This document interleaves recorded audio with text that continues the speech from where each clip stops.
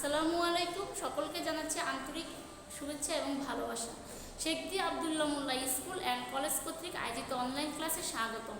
প্রিয় শিক্ষার্থীরা, কেমন আছো? আশা করি সবাই বাসায় আছো, সুস্থ আছো এবং নিরাপদে আছো, এবং তোমাদের পরিবারের সকল মানুষই নিশ্চয়ই ভালো আছে আশা করি। এবং তোমাদের দোয়া ও ভালোবাসায় এবং আল্লাহর অশেষ রহমতে আমিও ভালো আছি। আজকে আমি উপস্থিত হয়েছি কি সপ্তম শ্রেণীর বাংলাদেশ ও বিশ্ব পরিচয় বিষয়টি নিয়ে। আমি উপস্থিত হয়েছি তোমাদের সামনে কি নিয়ে? সপ্তম শ্রেণীর বাংলাদেশ ও বিশ্ব পরিচয় বিষয়টি নিয়ে। আজকে আমি আলোচনা করব কি সপ্তম শ্রেণীর বাংলাদেশ ও বিশ্ব পরিচয়, এবং আমাদের আজকের অধ্যায় হচ্ছে কি সপ্তম অধ্যায়। আজকে আমরা কোন অধ্যায় আলোচনা করবো? সপ্তম অধ্যায়। আর আমি তোমাদেরকে এর আগেও প্রথম মডেল টেস্টে অনেকগুলো ক্লাস নিয়ে অনলাইনে ক্লাস দিয়েছিলাম, এবং তোমরা নিশ্চয়ই আশা করি সকলে সেগুলো দেখেছো। আমাদের প্রথম মডেল টেস্টে যে অনেকগুলো অধ্যায় রয়েছে, যেগুলো আমাদের অর্ধবার্ষিক পরীক্ষাতেও রয়েছে, সেগুলো আমরা এখন আলোচনা করব না। আমরা প্রথমে নতুন যে অধ্যায়গুলো রয়েছে আমাদের অর্ধবার্ষিক পরীক্ষা, সেগুলো আলোচনা করব। আমাদের এবার সম্পূর্ণ নতুন দুটো অধ্যায় রয়েছে, সেটি হচ্ছে কি দ্বিতীয় অধ্যায় এবং সপ্তম অধ্যায়। তাহলে সেই দ্বিতীয় অধ্যায় এবং সপ্তম অধ্যায়ের মাঝে আমি আলোচনা করবো আজকে সপ্তম অধ্যায়। এবং আমাদের দ্বিতীয় অধ্যায়টি আলোচনা করেছেন আমাদের প্রিয় শিক্ষক আবু রাহান স্যার। উনি অলরেডি ইতিমধ্যে আমাদের দ্বিতীয় অধ্যায়ের অনেকগুলো ক্লাস আমাদের শেখদি স্কুলের যে ইউটিউব চ্যানেল আছে সেই ইউটিউব চ্যানেলে দিয়ে দিয়েছেন। তাহলে তোমরা নিশ্চয়ই সেগুলো দেখেছো, মনোযোগ সহকারে দেখেছো এবং ভাষা অনুশীলন করেছে। কি শিক্ষার্থীরা দেখেছো না? আমাদের দ্বিতীয় অধ্যায়ের অনেকগুলো ক্লাস আমাদের ইউটিউব চ্যানেলে দেওয়া হয়েছে, তোমরা সেগুলো দেখেছো, এবং যারা দেখোনি তারা তাড়াতাড়ি দেখে ফেলো এবং দেখে বাসায় বেশি বেশি অনুশীলন করো। এখন আজকে আমি উপস্থিত হয়েছি কি সপ্তম অধ্যায় নিয়ে। আমি উপস্থিত হয়েছি কি সপ্তম অধ্যায়। আজকে আমি আলোচনা করবো কি সপ্তম অধ্যায় বাংলাদেশের জলবায়ু। আজকে আমি আলোচনা করবো কি সপ্তম অধ্যায় বাংলাদেশের জলবায়ু। তাহলে শিক্ষার্থীরা এখন মূল আলোচনা চলে যায়। তোমরা রেডি তো? তোমরা সকলে বই খাতা কাগজ কলম নিয়ে রেডি হয়ে যাও। আজকে আমরা আলোচনা করবো বাংলাদেশের জলবায়ু সম্পর্কে। বাংলাদেশের জলবায়ু সম্পর্কে আলোচনা করতে গেলে প্রথমে আমাকে জলবায়ু কি সেটা জানতে হবে। আর জলবায়ু সম্পর্কে জানতে হলে প্রথমে আবহাওয়া সম্পর্কে জানতে হবে। জলবায়ু সম্পর্কে তোমাকে আগে যদি আমি ধারণা দেই, তাহলে তুমি খুব বিষয়টা সহজ হবে না, বা তুমি বুঝতে কঠিন হবে। তোমাকে যদি প্রথমে আমি আবহাওয়া সম্পর্কে বলি, তাহলে তোমার জলবায়ুটা বুঝতে সুবিধা হবে, কারণ এই দুটো একটির সাথে আরেকটি কি জড়িত বা সম্পৃক্ত। তাহলে আমরা প্রথমে কি আবহাওয়া সম্পর্কে আলোচনা করব, পরবর্তীতে আমরা জলবায়ু সম্পর্কে আলোচনা করব। আবহাওয়া এবং জলবায়ু দুটো শব্দকে আমরা অনেক সময় একসাথে বলে ফেলি বা এক মনে করি, কিন্তু না, আমাদের এই দুটো বিষয় সম্পূর্ণ আলাদা। আমরা প্রথমে কি আলোচনা করব? আবহাওয়া।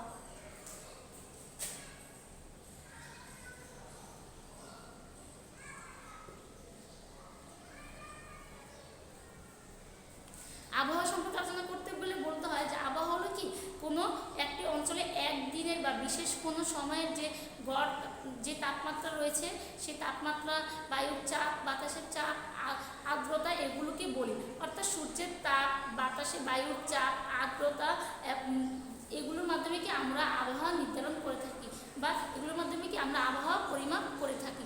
অর্থাৎ আজকে সকালে আবহাওয়াটা কেমন সেটি আমরা নির্ধারণ করি কি বাতাসের যে বায়ুর চাপ কেমন, বা আমাদের আর্দ্রতা কেমন, বা ধরো সূর্যের তাপ কেমন, তার উপর নির্ভর করে কি আমরা আবহাওয়া নির্ধারণ করে থাকি। যেমন আজকে আমি যে তোমাদের ক্লাস নিচ্ছি, এখন কিন্তু বাইরে খুব বৃষ্টি হচ্ছে। তাহলে এই যে বৃষ্টি হচ্ছে, তাহলে কি আজকের আবহাওয়াটা কি একটু বৃষ্টি এবং বাতাসে কি বায়ুর চাপটা কেমন সেটা আমরা নির্ধারণ করে আমরা আজকে আবহাওয়া নির্ধারণ করব। তার আবহাওয়া কিন্তু পরিবর্তনশীল, পরিবর্তন হয়, আবহাওয়া পরিবর্তন হয়, আবহাওয়া খুব সহজে পরিবর্তন হয়। দেখা যাচ্ছে এখন বৃষ্টি হচ্ছে, একটু পরে রোদ উঠতে পারে, বা একটু পরে সূর্যের তাপ দেওয়া শুরু করতে পারে। তাহলে কি আমরা আবহাওয়া দ্রুত পরিবর্তন হতে পারে।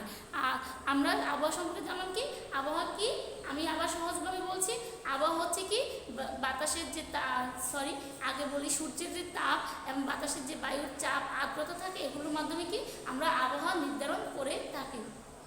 আর আবহাওয়া নির্ধারণ করার পরে আমরা এখন জানবো কি জলবায়ু। জলবায়ু কি, যেটা আমরা আবহাওয়া সম্পর্কে জেনেছি যে কোনো একদিনের বা কোনো একটি নির্দিষ্ট অঞ্চলে যে কোনো একটি নির্দিষ্ট অঞ্চলে একদিনের বা কিছু সময়ের যে তাপ, আর্দ্রতা, বায়ুর চাপ, এগুলোর মাধ্যমে কি আমরা কি করি যে আবহাওয়া নির্ধারণ করে থাকি। তাহলে এখন আমরা বলবো কি জানবো কি জলবায়ু সম্পর্কে। আমরা এখন জানবো কি জলবায়ু সম্পর্কে।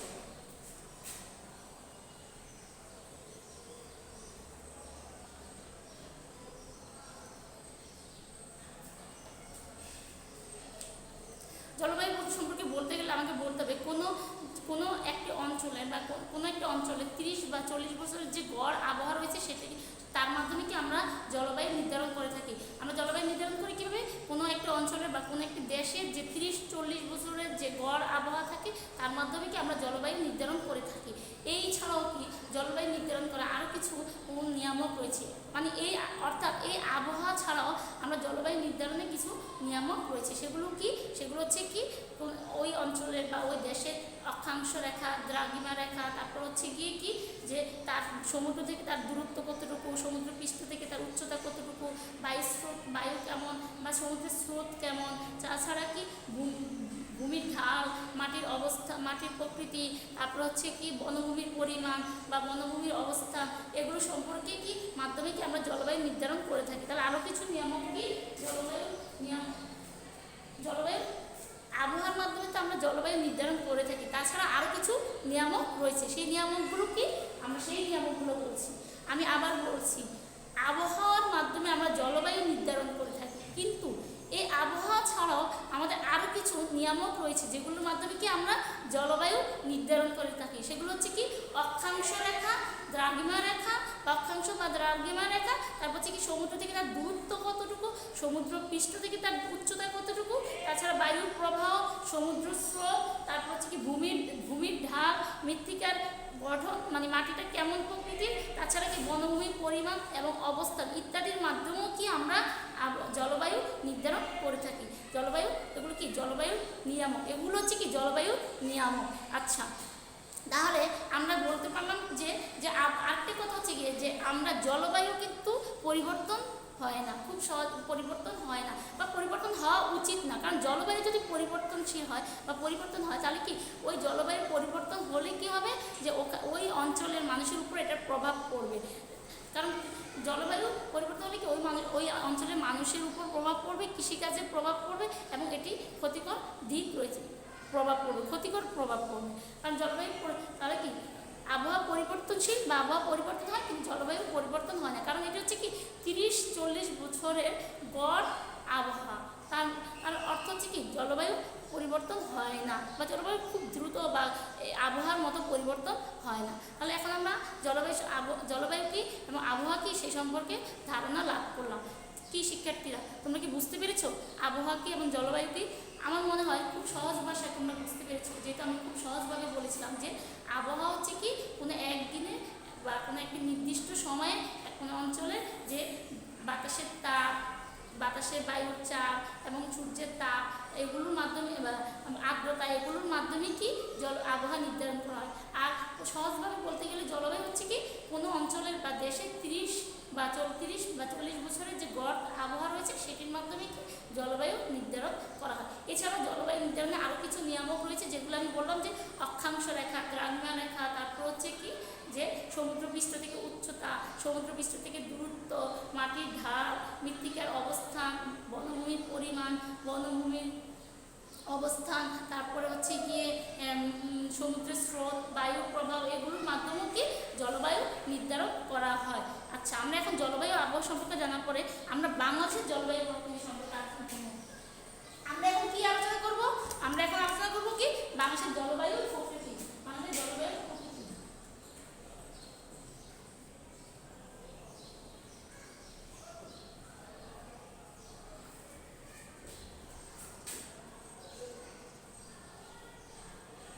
আমরা এখন আলোচনা করব কি বাংলাদেশের জলবায়ু প্রকৃতি। বাংলাদেশের জলবায়ু কোন প্রকৃতি?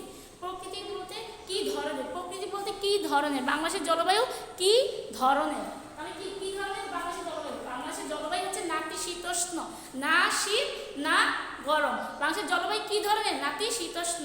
অর্থাৎ আমাদের দেশে কিন্তু খুব যে শীত বা খুব যে গরম তা না, আমাদের দেশে কিন্তু অনেক শীত, যে মাইনাস তাপমাত্রা -ডিগ্রিতে নেমে আসছে বা গরমের সময় অনেক মরুভূমির মতো গরম তা না, আমাদের কিন্তু নাতিশীতোষ্ণ।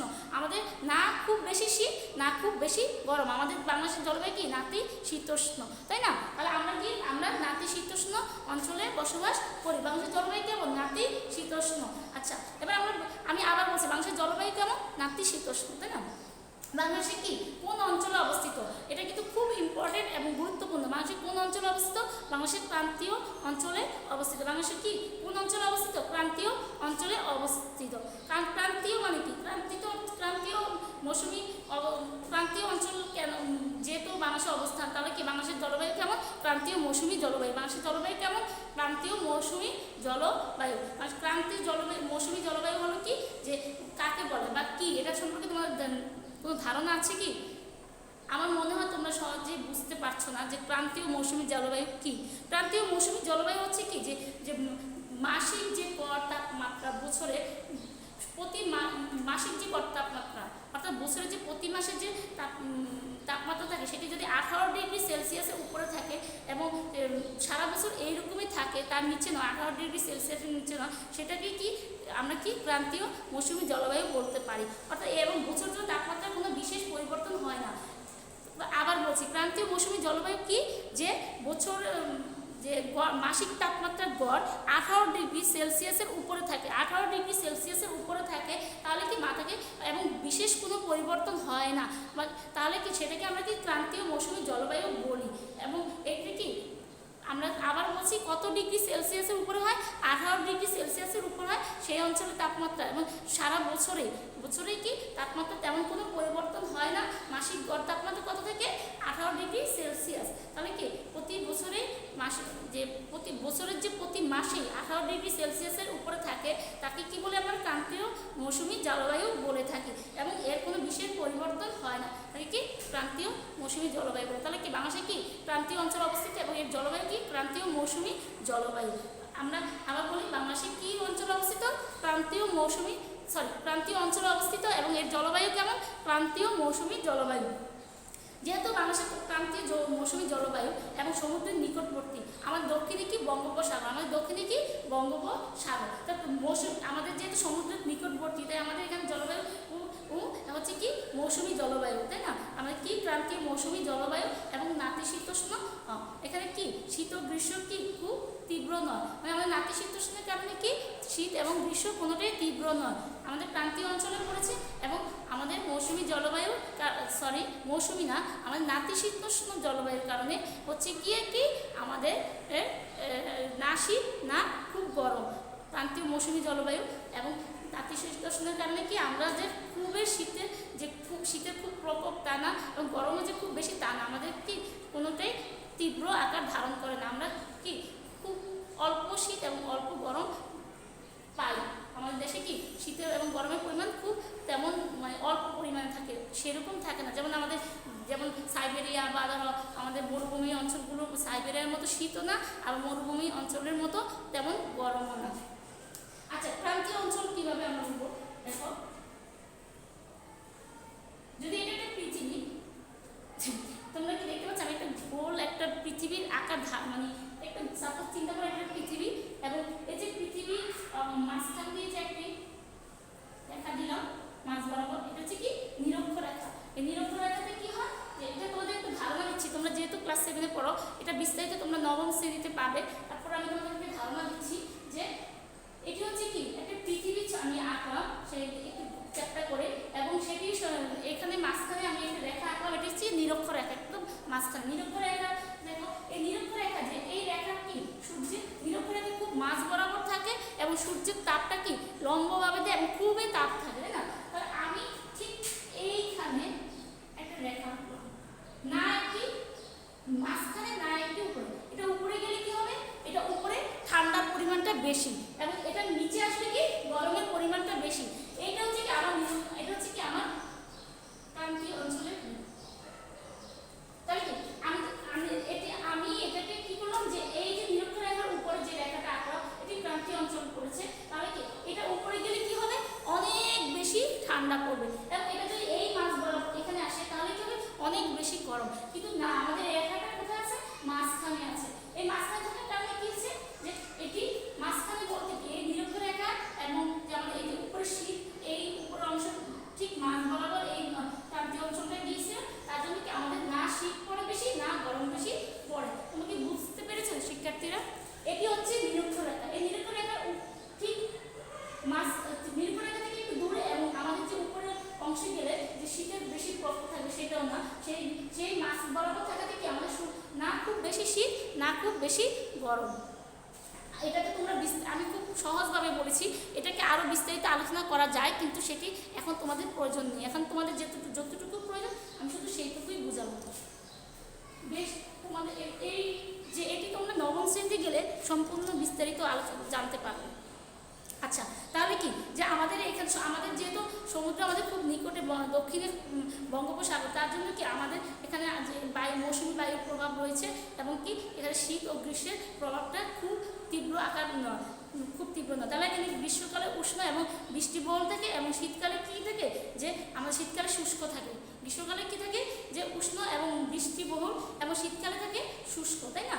আচ্ছা, আমাদের যে উত্তরে রয়েছে কি হিমালয় পর্বতমালা রয়েছে কি আমাদের উত্তর দিকে। এই হিমালয় যে পর্বতমালা রয়েছে, এই হিমালয় পর্বতমালা থেকে যে উত্তর দিকে যে উত্তর থেকে উত্তর সীমান্তবর্তী যেহেতু হিমালয় রয়েছে, যদিও আমাদের বাংলাদেশ থেকে খুব নিকটে না, তারপরেও যে উত্তর দিক থেকে যে বাতাসটা আসে শীতকালে, সেই বাতাসটা কিন্তু এই হিমালয়ের কারণে আমাদেরকে মানে ওইভাবে আমরা শীতের মধ্যে পড়ি না, কারণ হিমালয়ের কারণে সেইভাবে আমাদের নিকট বাতাসটা আসে না। মানে হিমালয় বেশ উত্তরে হওয়ার কারণে কি তবু যে শীতের যে প্রকোপ থাকার কথা সেটি কিন্তু থাকছে না, বা আমাদের শীতটা কিন্তু সেরকম পড়ছে না। যদিও হিমালয় বাংলাদেশের নিকটে নয়, বেশ উত্তরে, অনেকখানি দূরে, কিন্তু তারপরেও যে শীতকালে যে হিমবাহ বা যে শীতের যে একটা প্রকোপ থাকার কথা, উত্তর থেকে যে হিমপ্রবাহটা আসার কথা, সেটি আসছে না, কারণ হিমালয়ের কারণে আমরা এই সুযোগ সুবিধাটা পেয়েছি, তাই না? তাহলে আমাদের বাংলাদেশে এই উত্তর থেকে যে হিমপ্রবাহটা আসার কথা সেটি আসতে পারছে না হিমালয় পর্বতের কারণে। কারণ যদিও আমাদের তোমরা ভাবতে পারো যে হিমালয় কোথায়, অনেক দূরে, আর আমাদের বাংলাদেশ কোথায়, কিন্তু তারপরও অনেক বেশি দূরে হলো বা অনেক নিকটে না হলো, উত্তর থেকে যে হিমপ্রবাহটা আসে সেটি কিন্তু হিমালয় পর্বতের কারণে আমাদেরকে ওইভাবে কি কাবু করতে পারছে না, বা শীতটা ওইভাবে, শীতের যে হিমপ্রবাহটা আসার কথা উত্তর থেকে সেইভাবে আমাদেরকে আসে না, এবং আমাদেরকে সেভাবে কাবু করে না, বা আমরা শীতে ওইভাবে কষ্ট পাই না, তাই না? শীতকালে কি করে যে আমাদের শীতকালে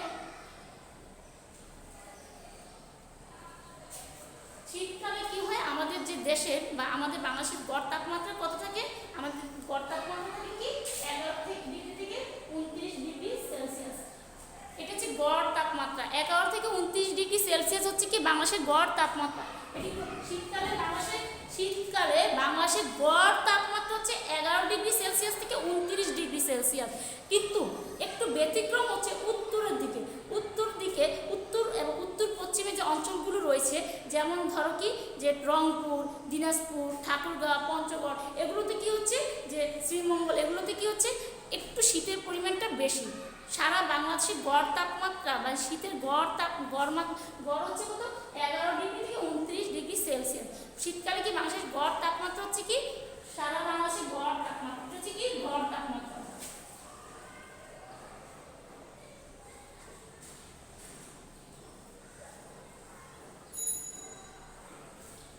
শীতকালে সারা বাংলাদেশের গড় তাপমাত্রা হচ্ছে কি 11 ডিগ্রি থেকে 29 ডিগ্রি সেলসিয়াস। কিন্তু উত্তর দিকে এবং উত্তর পশ্চিমে যে অঞ্চলগুলো রয়েছে তাদের একটু শীতের পরিমাণটা কি বেশি, তাদের দিকে শীতের প্রবাহটা বেশি থাকে। উত্তর দিক থেকে যে উত্তরের হিমপ্রবাহটা আসে, তো সেহেতু তাদের কি শীতের পরিমাণটা আমাদের সারা বাংলাদেশের যে গড় তাপমাত্রা তার থেকে তাদের কি শীতের প্রবাহটা শীতটা বেশি লাগে, তাই না? তাদের শীতটা বেশি লাগে। তাদের হচ্ছে কি উত্তর এবং উত্তর 4 ডিগ্রি থেকে 5 ডিগ্রি সেলসিয়াস। তাদের হচ্ছে কি 4 থেকে 5 ডিগ্রি সেলসিয়াস। আমি আবার বলছি, সারা বাংলাদেশের শীতকালে যে গড় তাপমাত্রা থাকে কি 11 থেকে 29 ডিগ্রি সেলসিয়াস। কিন্তু উত্তর এবং উত্তর পশ্চিম অঞ্চলে যে অঞ্চলগুলো রয়েছে সেগুলোতে হচ্ছে 4 ডিগ্রি থেকে 5 ডিগ্রি সেলসিয়াস। সেই অঞ্চলগুলো কি কিছুটা আমি বলেছি যে রংপুর, দিনাজপুর, পঞ্চগড়, ঠাকুরগাঁও, তারপর শ্রীমঙ্গল, এগুলোতে কি শীতের পরিমাণটা বা প্রকোপটা খুব বেশি থাকে। তাহলে কি এগুলো হচ্ছে কি আমাদের শীতকালে বাংলাদেশের গড় তাপমাত্রা জেনেছি। আমাদের কিন্তু সেরকম শীত লাগে না যে আমাদের মাইনাসে নেমে আসে, তা না।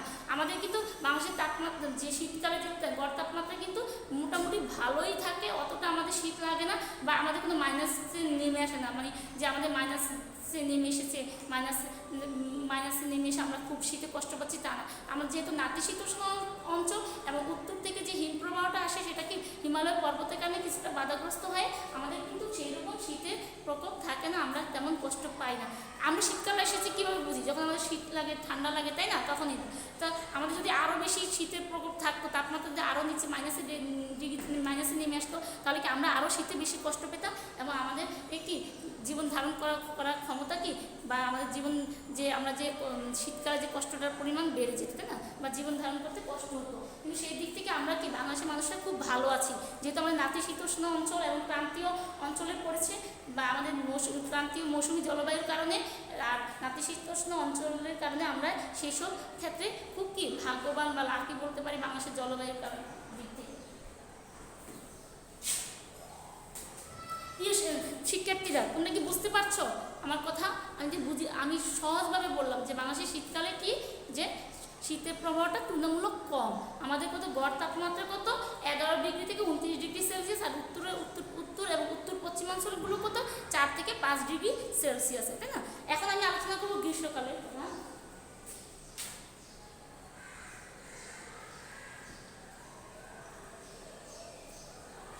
গ্রীষ্মকালের ক্ষেত্রেও কিন্তু সেম, আমাদের কিন্তু ওই রকম গরম পড়ে না যে আমাদের মরুভূমির মতো বা একদম অনেক গরম তপ্ত, যে আমরা যে জীবন ধারণ করতে পারি না বা আমাদের ঘর থেকে বের হওয়ার মতো থাকে না, বা আমরা যে অন্যান্য দেশগুলোতে দেখি যে সব দেশে গরমকালে অনেক বেশি গরম থাকে, সেই রকম না। আমরা কিন্তু নাতিশীতোষ্ণর কারণে গরমকালেও কিন্তু গরমের পরিমাণটা তুলনামূলক কম থাকে। আমাদের গরমে কি বৈশাখ মাসে আমাদের বৈশাখ মাস থেকে আমাদের গ্রীষ্ম ঋতু শুরু হয়ে যায়, তাহলে আমাদের বৈশাখ মাসে কি মাসিক গ্রীষ্ম ঋতু শুরু হয়। আর কি ইংরেজি মাসে কোন মাসে? ইংরেজিতে হচ্ছে কি এপ্রিলের মাঝামাঝিতে আমাদের গ্রীষ্ম ঋতু শুরু হয়ে যায়, তাই না? গ্রীষ্ম ঋতু শুরু হয় কোন সময়? এপ্রিল মাসের মাঝামাঝি। ইংরেজি মাসের কোন মাসের মাঝামাঝি? এপ্রিল মাসের মাঝামাঝি। এবং আমাদের বৈশাখ মাস থেকেই আমাদের গ্রীষ্ম ঋতু শুরু হয়। তাহলে গ্রীষ্মকালে মানুষের কি গড় তাপমাত্রা থাকে কত? 34 ডিগ্রি থেকে 21 ডিগ্রি সেলসিয়াস। গ্রীষ্মকালে মানুষের গড় তাপমাত্রা কত থাকে? গড় তাপমাত্রা সারা বাংলাদেশে গড় তাপমাত্রা থাকে কত? 34 থেকে 21 ডিগ্রি সেলসিয়াস। এটা হচ্ছে সারা বাংলাদেশে গড় তাপমাত্রা। আবার বলছি প্রিয় শিক্ষার্থীরা, মনোযোগ দিয়ে শুনো, এটি হচ্ছে সারা বাংলাদেশের গ্রীষ্মকালের গড় তাপমাত্রা।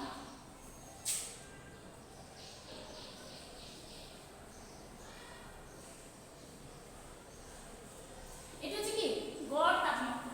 তবে একটা কথা বলতে হয়, যেহেতু আমি একটু আগে বলেছিলাম যে শীতকালে উত্তর দিকে বা উত্তর পশ্চিমাঞ্চলে শীত বেশি, ঠিক তেমনি গরমের সময় বা গ্রীষ্মকালেও তাদের কিন্তু গরমের পরিমাণও অন্যান্য অঞ্চলের তুলনায় বেশি।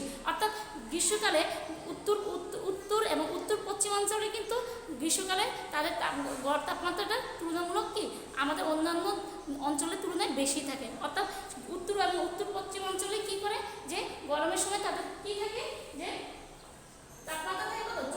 আমাদের তাপমাত্রা থাকে 40 থেকে 45 ডিগ্রি সেলসিয়াস।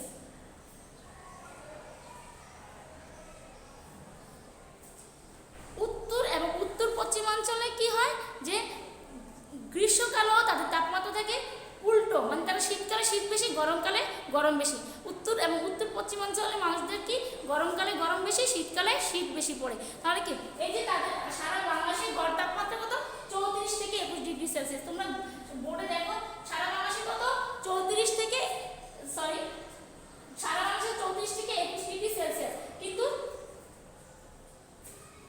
কিন্তু হচ্ছে গিয়ে কি আমাদের যে আমি যদি বলি যে উত্তর পশ্চিমাঞ্চলে তাদের হচ্ছে গিয়ে কি 40 থেকে 45 ডিগ্রি সেলসিয়াস। তাদের হচ্ছে কি 40 থেকে 45 ডিগ্রি সেলসিয়াস।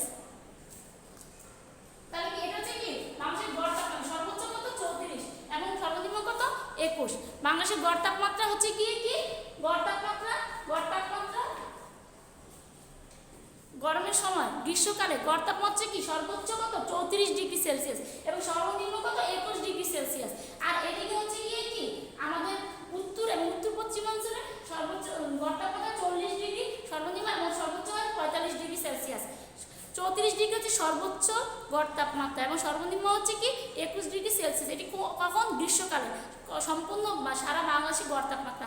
আর উত্তর পশ্চিমাঞ্চলে হচ্ছে কি 40 থেকে 45 ডিগ্রি সেলসিয়াস। আচ্ছা, তাহলে গ্রীষ্ম মৌসুমে কি আবার গ্রীষ্ম মৌসুমে কিন্তু মাঝে মাঝে বৃষ্টি হয়, তাই না? গ্রীষ্মকালে কিন্তু মাঝে মাঝে বৃষ্টি হয়, কালবৈশাখী ঝড় হয়। আমাদের গ্রীষ্মকালে কি হয়? হঠাৎ করে কালবৈশাখী ঝড় শুরু হয় এবং বৃষ্টি হয়। এবং সমুদ্রের যে উপকূল, যেহেতু সমুদ্র আমাদের দক্ষিণে বঙ্গোপসাগর এবং খুব নিকটে এই বঙ্গোপসাগর, তো সমুদ্র উপকূল থেকে যে ঝড় প্রবাহ থাকে সেটি কী করে, যে ঝড় এসে কি আমাদের সেই যে সমুদ্র থেকে কি যে সমুদ্র উপকূলে যে ঘূর্ণিঝড় এবং জলোচ্ছ্বাস সৃষ্টি হয়, সেই জলোচ্ছ্বাস সৃষ্টি হয় সেটির কিন্তু প্রভাব সারা বাংলাদেশে পড়ে, তাই না? তাহলে কি এই গ্রীষ্ম মৌসুমে কোথায় কোথায় কি কালবৈশাখী ঝড় হয় এবং সমুদ্র থেকে যে ঘূর্ণিঝড় এবং জলোচ্ছ্বাস সৃষ্টি হয় সেটির প্রভাব সারা বাংলাদেশেই পড়ে। এবং বর্ষাকালে কি হয়, বঙ্গোপসাগর হতে যে মৌসুমী বঙ্গোপসাগর হতে কী করে, যে এটি বর্ষাকালে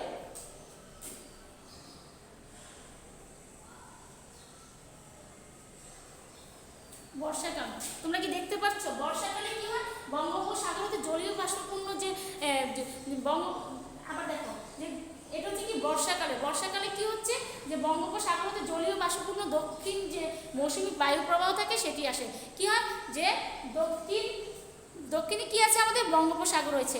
বর্ষাকালে দক্ষিণে যে বর্ষাকাল সম্পর্কে আলোচনা করলাম, আমরা এখন আলোচনা করছি কি বর্ষাকাল সম্পর্কে। সে বর্ষাকালে মানুষের ঋতু বা বৈচিত্র্য কেমন থাকে সেই সম্পর্কে। যে দক্ষিণে যে বঙ্গোপসাগর রয়েছে সেই বঙ্গোপসাগর থেকে আমাদের কি হচ্ছে, জলীয় বাষ্পপূর্ণ দক্ষিণী মৌসুমী বায়ু প্রবাহ কি আসে, কি করে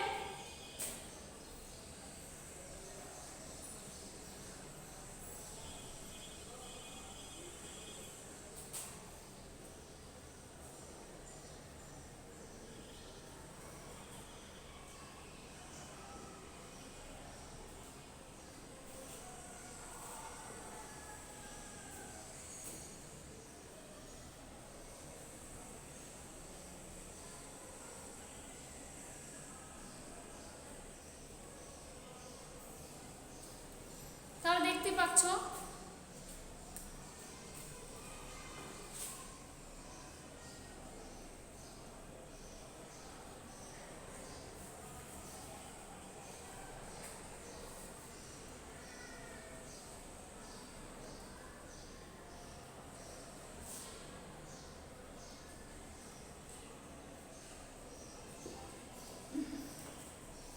বর্ষাকালে কি হয়, বঙ্গোপসাগর হতে কি জলীয় বাষ্পপূর্ণ দক্ষিণ মৌসুমী বায়ু প্রবাহিত হয়। তাহলে এটি কখন হয়, যে বাংলাদেশের বঙ্গোপসাগর দক্ষিণ থেকে কি দক্ষিণ পশ্চিমে কি মৌসুমী বায়ু প্রবাহিত হয়, দক্ষিণ পশ্চিম মৌসুমী বায়ু প্রবাহিত হয়। এবং এটি কোথা থেকে আসে, বঙ্গোপসাগরতে জলীয় বাষ্পপূর্ণ মৌসুমী বায়ু প্রবাহিত হয়।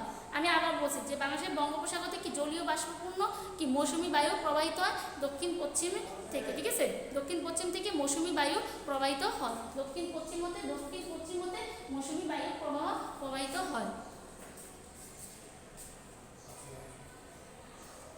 তাহলে কি একে গ্রীষ্ম কি, তাহলে আমি আবার বলছি বর্ষাকালে কি হয়, যে দক্ষিণ যে বঙ্গোপসাগর আছে সেই বঙ্গোপসাগর থেকে দক্ষিণ বঙ্গোপসাগর থেকে জলীয় বাষ্পপূর্ণ মৌসুমী বায়ু প্রবাহ প্রবাহিত হয় দক্ষিণ পশ্চিমে, তাই না? তাহলে কি আমরা কি এছাড়া কি বর্ষাকালে কি প্রচুর বৃষ্টিপাত হয়, কোন কোন অঞ্চলে বৃষ্টিপাত হয়, সিলেট, চট্টগ্রাম, তারপরে এই যে কক্সবাজার, এইসব সাইডগুলোতে কি প্রচুর বৃষ্টি হয় বর্ষাকালে। সিলেট, চট্টগ্রাম এবং কক্সবাজার এই অঞ্চলগুলোতে প্রচুর বৃষ্টিপাত হয়। আর কম বৃষ্টিপাত হয় কোনগুলো অঞ্চলগুলোতে, যেমন রাজশাহী, পাবনা, কুষ্টিয়া, এইসব অঞ্চলগুলোতে কম বৃষ্টিপাত হয়। আমি আবার বলছি বর্ষাকালে প্রচুর বৃষ্টিপাত হয় কোন কোন অঞ্চলগুলোতে, এটা তোমাদের জানা খুব প্রয়োজন। সেটা হচ্ছে কি সিলেট, চট্টগ্রাম, কক্সবাজার, মানে চট্টগ্রাম বলতে এই যে কুমিল্লা, তারপরে এই সাইডে যে রয়েছে সেই অঞ্চলগুলোতেও রয়েছে। চট্টগ্রাম তো ছোট না, চট্টগ্রাম তো বিশাল অনেক বড়, তো এই সাইডে অনেকগুলো অঞ্চল রয়েছে, সেগুলোতে কি প্রচুর বৃষ্টিপাত হয়। আর কম বৃষ্টিপাত হয় কোনগুলো, রাজশাহী, কুষ্টিয়া, পাবনা, এইসব অঞ্চলগুলোতে কি কম বৃষ্টিপাত হয়। আর এখন আমরা এছাড়াও কি, এগুলো হচ্ছে আমাদের গ্রীষ্ম, বর্ষা, শীত, এছাড়াও আমাদের শরৎকাল রয়েছে। শরৎকালেও কিন্তু কম বেশ বৃষ্টিপাত হয়, কম সবসময় বৃষ্টিপাত হয় না, কিন্তু কম হলেও মোটামুটি বৃষ্টিপাত হয়। তাহলে কি আমাদের মূলত কি এপ্রিল, মে এবং কি করে অক্টোবর, নভেম্বর এই মাসগুলোতে কি হয়, এই দুই সময় কি মৌসুমী বায়ুর কারণে কি আমাদের বেশ ঘূর্ণিঝড় আমাদের কি এপ্রিল মে এবং কি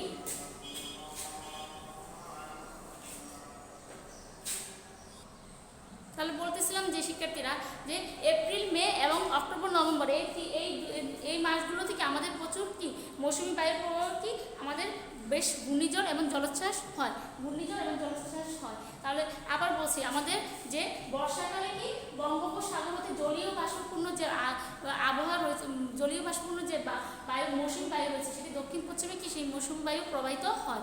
তো দক্ষিণ পশ্চিমে সেই মৌসুমী বায়ু প্রবাহিত হয় কি, যে বঙ্গোপসাগর হতে জলীয় বাষ্পপূর্ণ যে আবহাওয়া বা আবহাওয়া না, জলীয় বাষ্পপূর্ণ যে বায়ু রয়েছে সেটি কি দক্ষিণ পশ্চিমে মৌসুমী বায়ু প্রবাহিত হয়। দক্ষিণ পশ্চিমে কি মৌসুমী বায়ু প্রবাহিত হয়। বঙ্গোপসাগর হতে জলীয় বাষ্পপূর্ণ দক্ষিণ পশ্চিমে মৌসুমী বায়ু প্রবাহিত হয় এবং এপ্রিল, মে ও অক্টোবর, নভেম্বর এই মাসগুলো কি মৌসুমী বায়ু প্রবাহের কারণে কি প্রচুর ঘূর্ণিঝড় এবং জলোচ্ছ্বাস হয়ে থাকে, ঘূর্ণিঝড় এবং জলোচ্ছ্বাস হয়ে থাকে। এগুলি কেন হয়? মৌসুমী বায়ুর কারণে আমাদের এপ্রিল, মে এবং অক্টোবর, নভেম্বর এই মাসগুলোতে প্রচুর কি করে ঘূর্ণিঝড় এবং জলোচ্ছ্বাস হয়ে থাকে। আচ্ছা, তাহলে কি আমরা জানলাম যে আমাদের শীতকালে কি কেমন শীত থাকে এবং গ্রীষ্মকালে কি আমাদের শীতকালে কি আমাদের থাকে কি 11 থেকে 29 ডিগ্রি সেলসিয়াস, 11 ডিগ্রি থেকে 29 ডিগ্রি সেলসিয়াস তাপমাত্রা থাকে, গড় তাপমাত্রা থাকে বাংলাদেশে, এবং উত্তর পশ্চিমে থাকে কি 4 ডিগ্রি থেকে 5 ডিগ্রি সেলসিয়াস। এবং গ্রীষ্মকালেও আমাদের তাপমাত্রা কি হয়, যে আমাদের থাকে কি সর্বোচ্চ 34 ডিগ্রি সেলসিয়াস এবং সর্বনিম্ন কি 21 ডিগ্রি সেলসিয়াস। কিন্তু হচ্ছে কি আমাদের উত্তর এবং উত্তর পশ্চিম অঞ্চলে থাকে কত 40 ডিগ্রি সেলসিয়াস থেকে 45 ডিগ্রি সেলসিয়াস। এবং আমাদের দক্ষিণে রয়েছে কি বঙ্গোপসাগর, এই বঙ্গোপসাগর থেকে আমাদের কি মৌসুমী বায়ু প্রবাহিত হয়, সেটি কি যে বঙ্গোপসাগরে জলীয় বাষ্পপূর্ণ ও দক্ষিণ ও পশ্চিম, যে দক্ষিণ পশ্চিম মৌসুমী বায়ু প্রবাহিত হয়। জলীয় বাষ্প কি দক্ষিণ পশ্চিম মৌসুমী বায়ু প্রবাহিত হয়। এটি কোথা থেকে হয়? বঙ্গোপসাগর হতে হয়। এবং এই সময় কি আমাদের বেশ যেমন কি হয়, যে কালবৈশাখী ঝড় হয় এবং প্রচুর বৃষ্টিপাত হয়। এবং বৃষ্টিপাত অঞ্চল কোন কোন অঞ্চলে বেশি হয়, যে আমরা জানি যে সিলেট, চট্টগ্রাম এবং আমাদের কক্সবাজার এই অঞ্চলগুলোতে বেশি বৃষ্টিপাত হয়। এবং কম বৃষ্টিপাত হয় কোথায়? কম বৃষ্টিপাত হয় রাজশাহী, পাবনায়, কুষ্টিয়া এইসব অঞ্চলগুলোতে কম বৃষ্টিপাত হয়। এবং আমাদের শরৎকালে কি শরৎকালে কি হয়, আমাদের কম বেশ বৃষ্টিপাত হয়ে থাকে, মানে মোটামুটি বৃষ্টিপাত হয়ে থাকে। এবং আমাদের হচ্ছে যে এপ্রিল, মে এবং অক্টোবর, নভেম্বর এই মাসগুলোতে কি হয়, যে মৌসুমী বায়ু প্রবাহের কারণে কি হয়, প্রচুর ঘূর্ণিঝড় এবং জলোচ্ছ্বাস হয়ে থাকে। আমরা এগুলো বারবার বলছি কেন, তোমাদের যাতে মুখস্থ হয়ে যায় এবং তোমরা যাতে সহজে বুঝতে পারো। এবং অনেক সময় তোমাদের বহু নির্বাচনীতে এই ধরনের প্রশ্নগুলো থাকে, যাতে আমাদের বহু নির্বাচনীতে আমাদের পরীক্ষা দিতে হয়, তখন দেখা যাচ্ছে তোমাদের বলতে পারে কোন অঞ্চলগুলোতে বেশি বৃষ্টিপাত হয়, কোন অঞ্চলগুলোতে কম বৃষ্টিপাত হয়।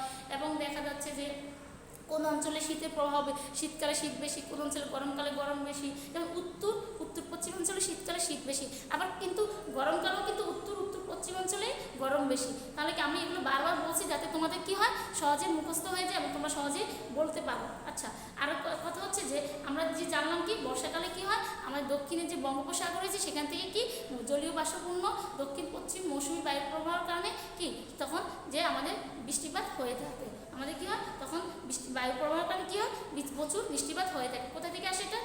বঙ্গোপসাগর থেকে দক্ষিণ এবং দক্ষিণ পশ্চিম থেকে এই মৌসুমী বায়ুটা আসে। কোথা থেকে? দক্ষিণ পশ্চিম থেকে এই মৌসুমী বায়ুটা আসে। এটা কেমন বায়ু? জলীয় বাষ্পপূর্ণ, তাই না? এটা কেমন বায়ু? যে বঙ্গোপসাগর থেকে জলীয় বাষ্পপূর্ণ দক্ষিণ এবং দক্ষিণ পশ্চিম মৌসুমী বায়ু প্রবাহিত হয়। তাহলে কি আমরা এখন আমরা আলোচনা করব কি, যে বাংলাদেশে এটা আমি এখন যে বিষয়টি আলোচনা করবো এটা কিন্তু খুবই গুরুত্বপূর্ণ। দেখা যাচ্ছে যে তোমাদেরকে জানা প্রয়োজন এবং অনেক সময় তোমাদের পরীক্ষা তো আসে যে বাংলাদেশের জলবায়ু কেমন। বাংলাদেশের জলবায়ু হচ্ছে সমভাবাপন্ন কেমন? সমভাবাপন্ন। বাংলাদেশের জলবায়ু কেমন?